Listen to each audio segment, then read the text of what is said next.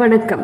பைந்தமிழ் பகரி இயம்புக இலக்கியம் பாவலர் பாரதி பிரியா அவர்களின் நீ இல்லாமல் மணித்துளிகளின் மதிப்பு தெரியாமல் மணி நேரங்கள் பேசிய நாட்கள், நிமிடங்களை கூட கடக்க முடியாமல் தவிக்கிறேன் இன்று.